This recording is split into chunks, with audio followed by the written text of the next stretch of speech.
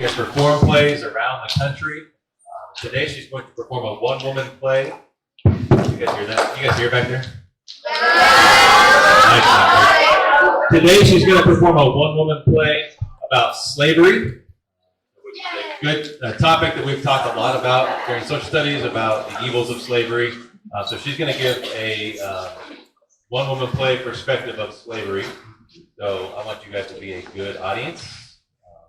You have to be quiet so we can hear, because it's a long way back there to project all the way back and the mic isn't great. I'm going to try to make it louder, but make sure you're listening quietly. Be respectful. Hello.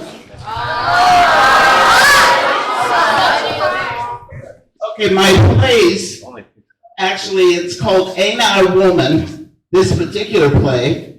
Wrote it some years ago and I performed, not only in this country, but other countries as well. Performed in China and Israel, South America, and other places, Brazil and South America. But as I share with you, I'm going to share with you how hard it was for slaves to live in the conditions that they lived in. So it wasn't something that's funny or something to laugh at. It really was a pretty dramatic time in the life of slaves in America, not only black slaves, but there were also Irish slaves and Indian slaves, and so there were a number of them. In fact, I have a picture, happen to have a picture of my great-grandmother, and she was a slave, and then when she was freed, she and her husband lived in Oklahoma on the Chickasha Indian Reservation. And this is my great-grandmother, great-grandfather, and my grandmother. She was 12 at the time, but her mother was actually a slave. So slavery isn't something we think, a lot of times we think of it as centuries and centuries ago. Actually, my sister, who's older than me, 7 years older than I, she actually met my great-grandmother and remembers her. There was an incident one time at my grandmother's house where my great-grandmother was staying, and the kids were outside and back, and they were on the farm, and there was a rattlesnake, and the kids started screaming and yelling, and my great-grandmother, again, who was an ex-slave, went out with a rifle and shot the head off the rattlesnake. So it's not something so distant that we were not touched by it. And I think sometimes adults as well as young people think that. So today I'm going to share with you some poetry by and about black women in America, coming from the Middle Passage all the way through to almost the point of slavery being ended. So go with me. It's a journey. All right? So I'll be young girls, old women, and in between in my characters. Alas, and am I born for this? To wear these slavish chains, deprived of all created bliss through hardships, toils, and pain. How long have I in bondage lain and late wish to be free? Deprived of all created bliss. O heaven, and is there no relief this side of the grave to soothe the pains that I experience, to quell the grief and anguish of the slave? O liberty, thou cheerful sound, come roll through my ravished ears, come let my grief in joys be drowned and drive away my fears. Oh, liberty, that's what I dream. Oh, liberty, but for these chains, but for these chains. Hear my story. Hear my stories. The Middle Passage. We hear the cries and the chants and the moans and the singing of the slaves below deck, along with the captain's bellowing voice, giving orders to the crew on the slave ships. The captain thinking, the stench of black flesh, vomit and excrement rises from beneath the deck, and those damnable really drives me near mad.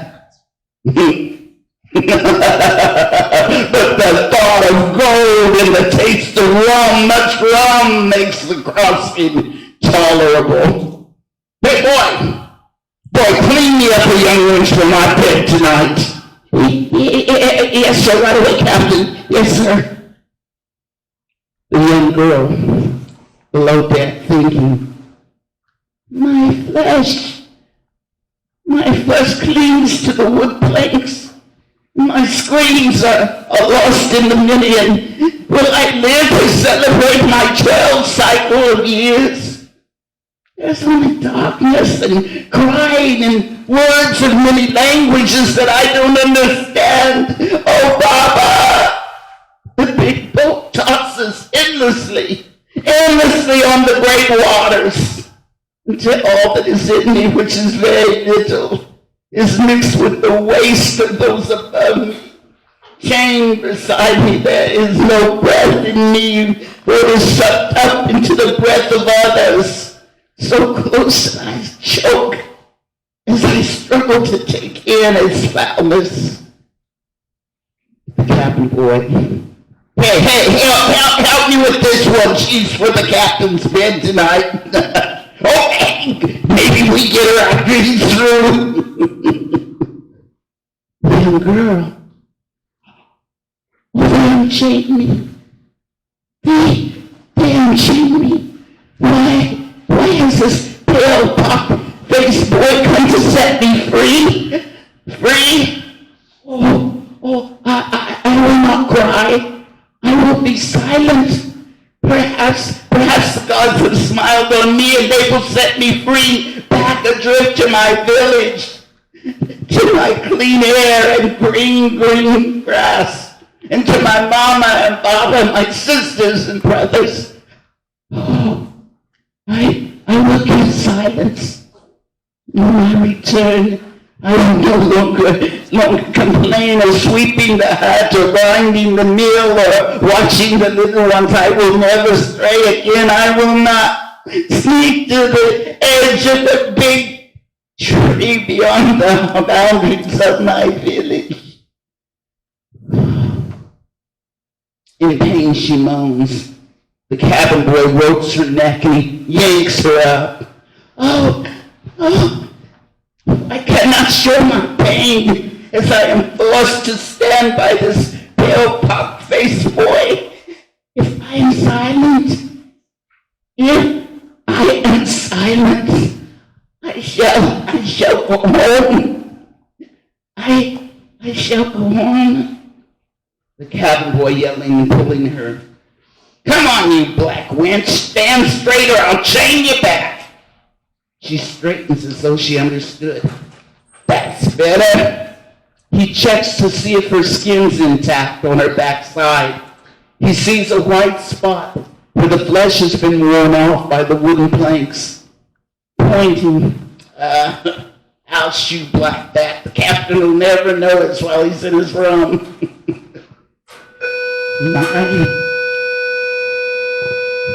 My, she's a passive one. Oh, if I keep silent, I shall see Baba and Mama again. I will be set free. I will be set free. And we know that many, and they've counted millions, that were lost on the Middle Passage. Many young girls were impregnated and they sold their babies into slavery. Millions were thrown overboard when the supplies of food ran low so that they could save few slaves. They threw the others overboard so they could make it into the shore. Little brown baby with your sparkling eyes.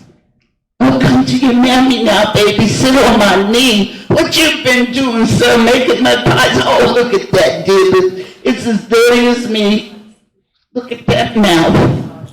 You got molasses out there? Come here, Maria. Come here and wipe this baby's face off. He's gonna get him and swallow him down yet. Oh, no. Don't come here then. You just run on away. They're throwing out the door to the old boogeyman. We don't want no stragglers lying around here. Let's give him away. I know the boogeyman. He's hiding around here somewhere. Boogeyman, come on through the door. Here's a bad boy you can have for it. He just swallow him down from his head to his feet. Oh, I knew you would hook me up close. Oh, going out, old Boogie, you ain't have this baby boy. Oh, no. He's Mammy's playmate, Joe.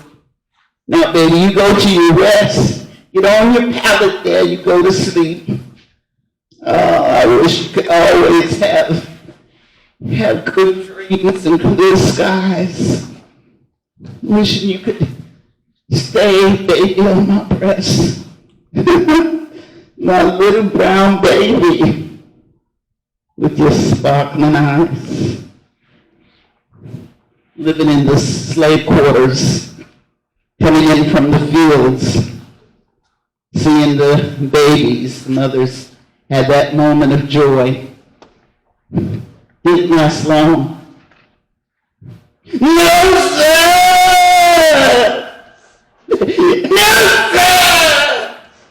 Don't you sell my baby! No, sir! Heard you that scream. It rose so loudly on the air as if the heart was breaking in despair.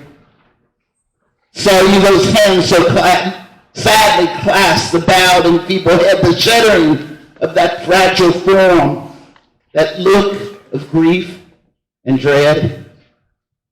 Its every glance was pain, as if a storm of agony were coursing through her brain. She is a mother pale with fear. Her baby clings to her side, and in her skirt she tries to hide his trembling form. He is not hers, although she bore for him a mother's pain. He is not hers, although her blood is coursing through his brain. He is not hers, for cruel hands may rudely tear apart the only breath of household love that binds their breaking hearts.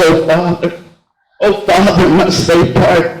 They tear her baby from her circling arms, her last and fond embrace. But nevermore may her sad eyes gaze on his mournful face. No marvel then, these bitter shrieks disturb the listening air. She is a mother, and her heart is breaking in despair for her little brown baby with the sparkling eyes. No, sir, don't you sell my baby! Not another of my babies, sir! Please, master! Not my babies! Of course, the slaves were not free to keep their children, and at the whim of the master, whether or not he wanted to have more money for crops or whatever the reason, he could sell the property of the slaves at any whim and at any time. They carry on. Though sorrow completely bends them down, they carry on. Though butchered and maimed by nature and man, they carry on and they sing their songs. They sing their songs, rebuilding their shattered homes, their shattered lives. They hope and rebuild, and they sing their songs. They sing their songs, and they carry on.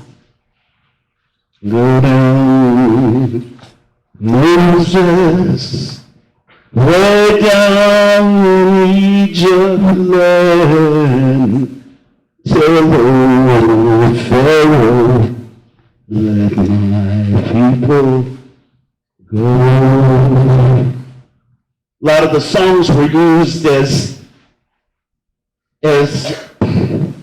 information that they would pass one from the other, from one slave cabin to another, or in the fields.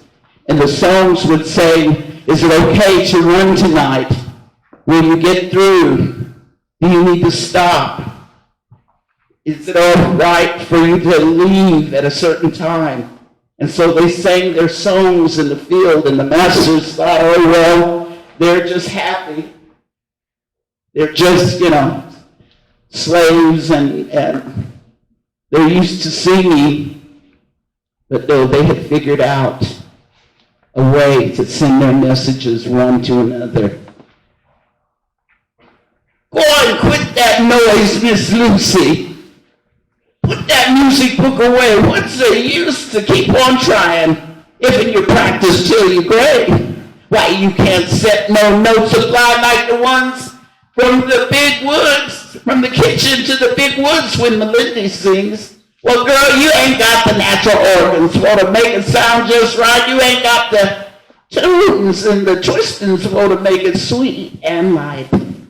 Tell you one thing now, Miss Lucy, and I'm telling you for true, when it comes to right melodious singing, ain't no easy thing to do. Easy enough for folks to holler looking at the lines and the dots when they ain't one can sense it and the tune comes through in spots of real right melodious music. It just strikes your heart and ring. Just you sits and listens with me when Melindy sings. Oh, girl, you ain't never heard Melindy? Blessed soul, take up the cross. Look here, ain't you joking, honey? Well, you don't know what you done lost. You ought to hear that girl wabbling. Robin likes and all them things. They hush their mouth and they listen with me when Melindy sings.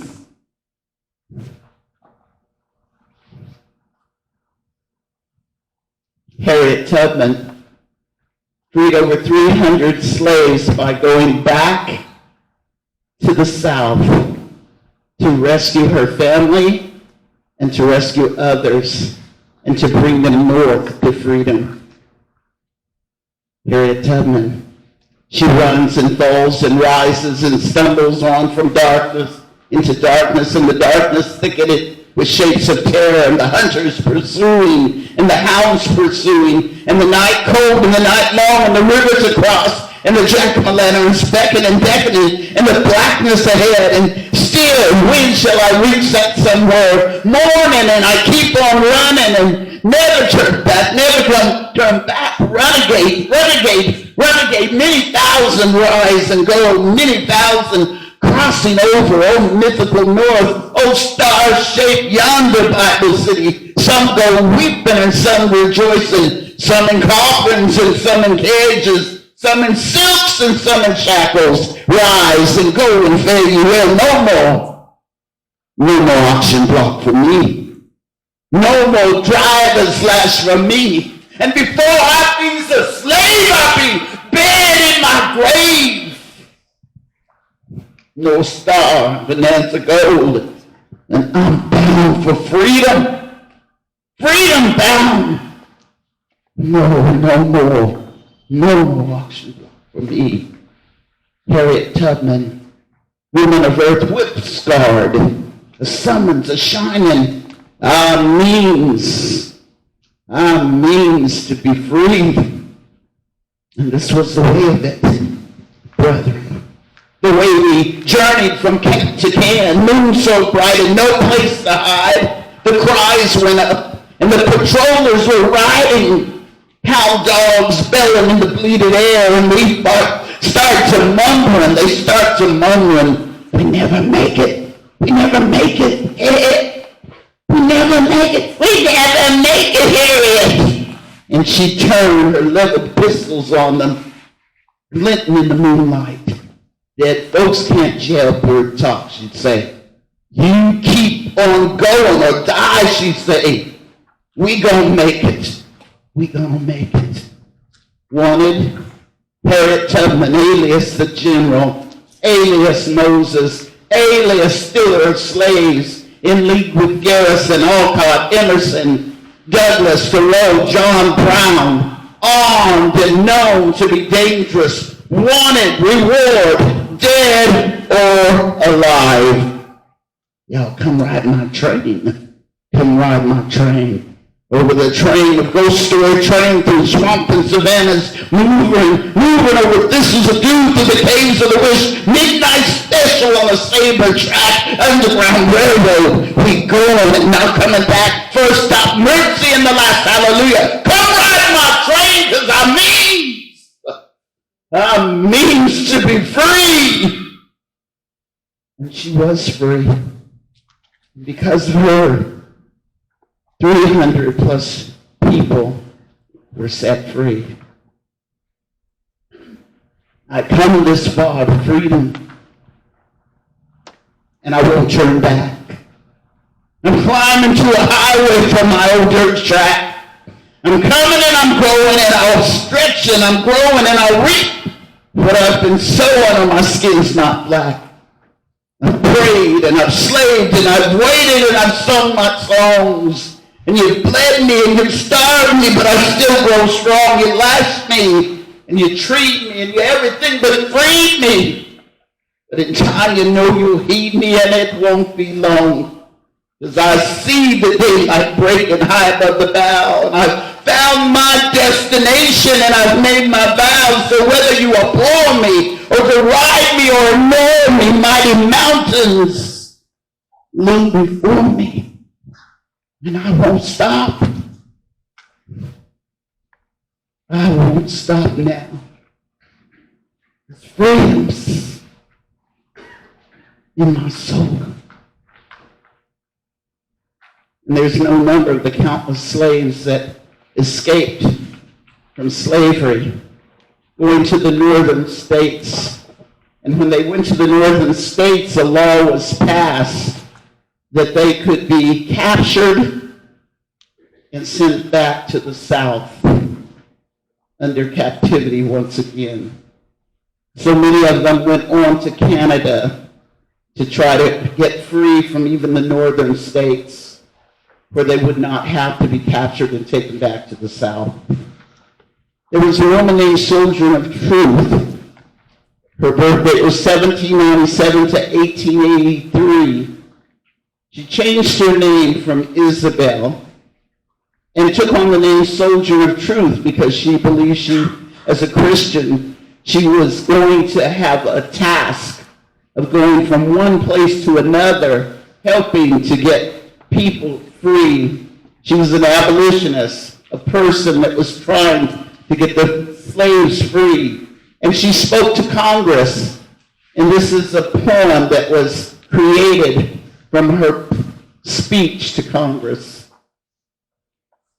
That man over there says a woman needs to be helped in the carriages. Well, nobody ever helped me in the carriages or over mud pies or gives me a best place. And ain't I a woman? Look at me. Look at my arms. I have plowed and planted and gathered in the barns, and no man could help me. And ain't I a woman? I could work as much and eat as much as a man when I could get to it, and bear the lash of the whip as well. And ain't I a woman? I have borne 13 children and seen most all of them sold into slavery. And when I cried out with a mother's grief, none but Jesus heard me. And ain't I a woman? That little man in the black over there, he say a woman can't have as much rights as a man because Christ was no woman. Well, so where'd your Christ come from, huh? From God and a woman. Man had nothing to do with it. And if the first woman God ever made was strong enough to turn this here world upside down, we women together ought to be able to turn it right side up again. And now that we's asking, you men's better let us.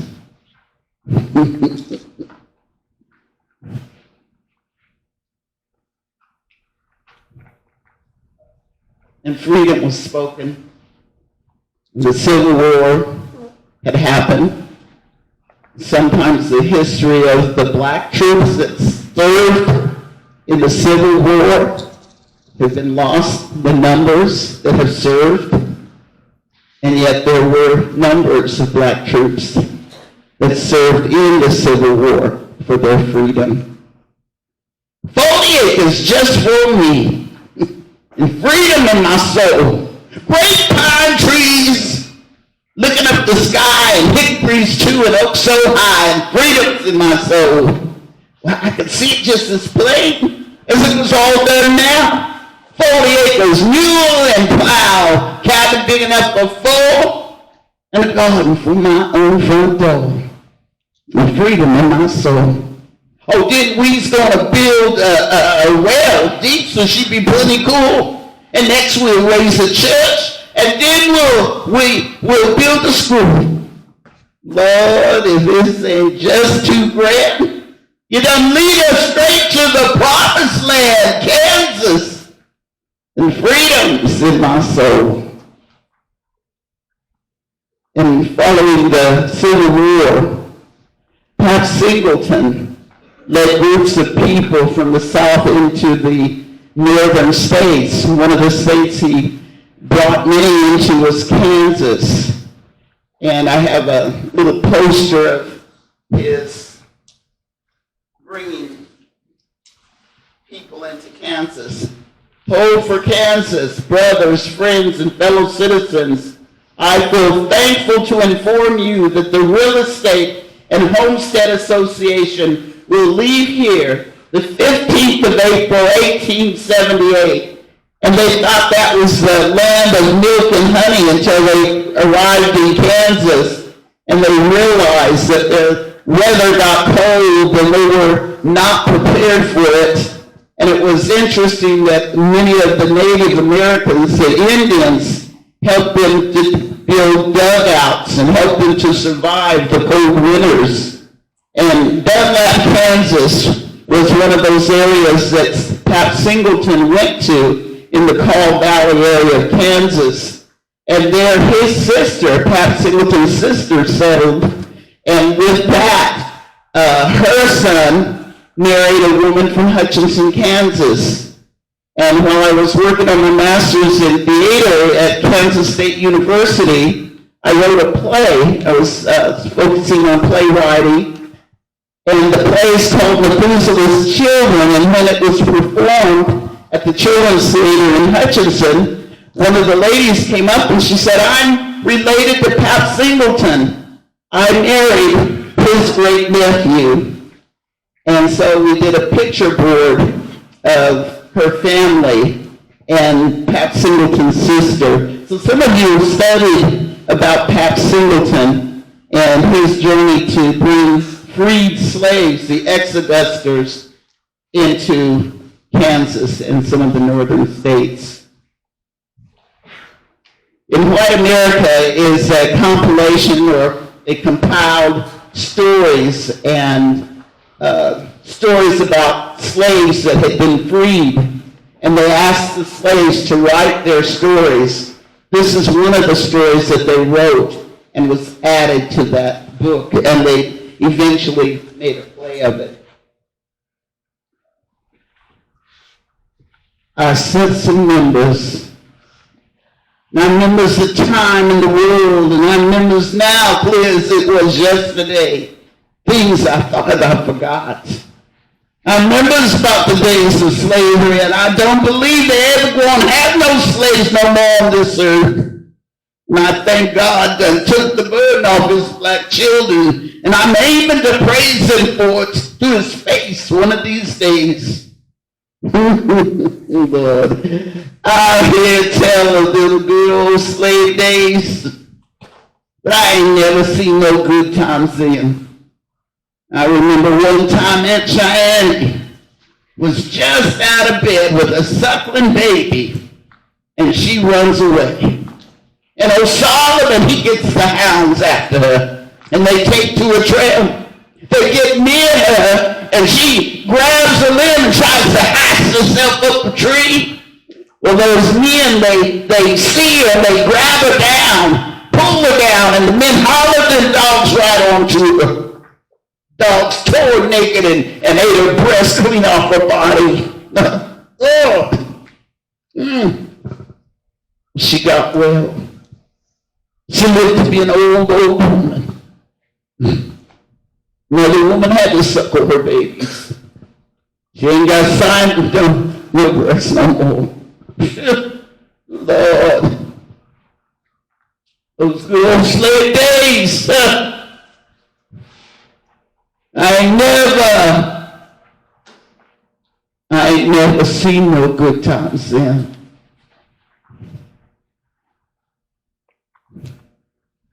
No good times then.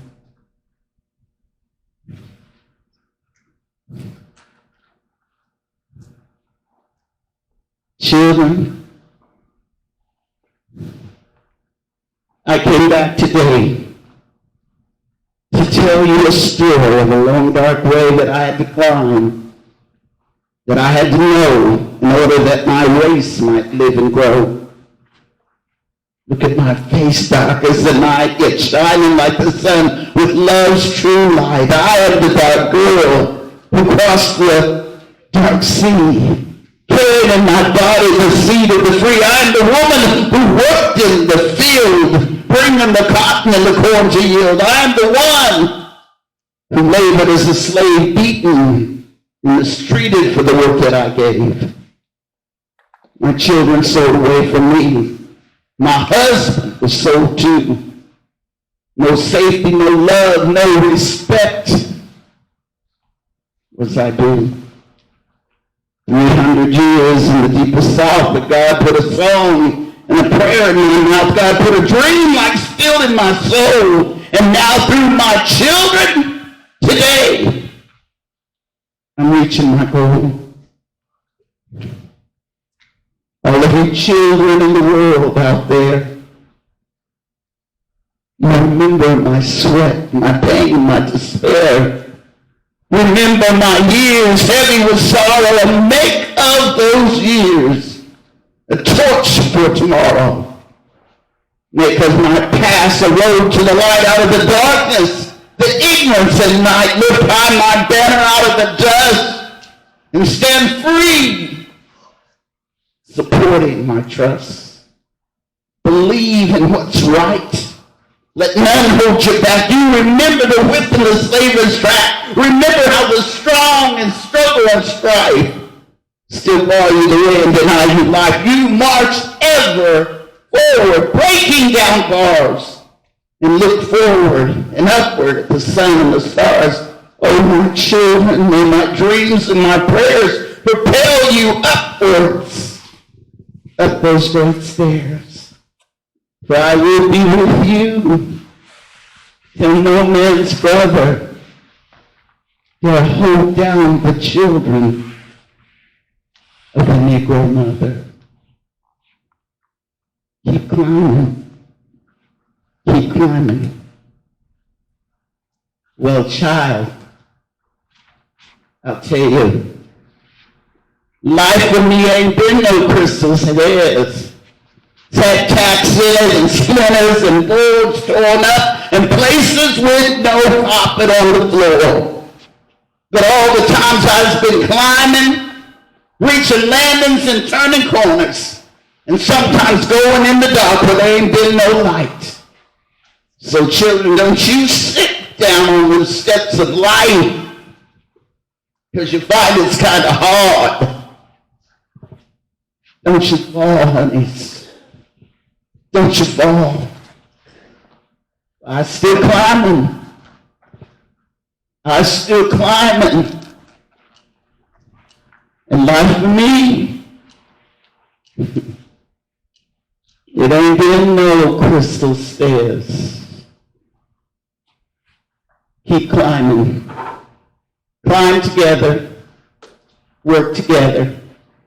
We still have work to do, and you are the future. Work together. Thank you.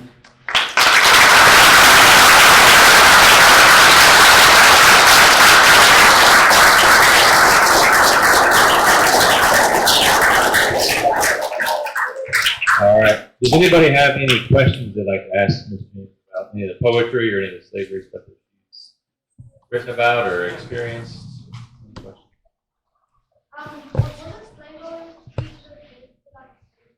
What did you say? I can't say it again. What does slave owners tell their kids about slavery? What do the slave owners tell their kids? You said, did the slave owners sell their children, their kids? No, What do they, tell their kids about slavery? like if I was a slave owner, what would I tell my kids about slaves? About slavery. You were a slave owner. Some of the slave owners had children with the slaves. This is a picture of my great-great-grandfather and my great-great-grandmother. And they, as you can see, look Caucasian because their mother, who was a slave, had relations with the plantation owners. And so that's where some of the plantation owners had children. And so they, a lot of times, would not tell their natural children about the slave children. Sometimes they were embarrassed by that. Did that answer your question? Anyone else? Good question. All right, let's give one more big round of applause.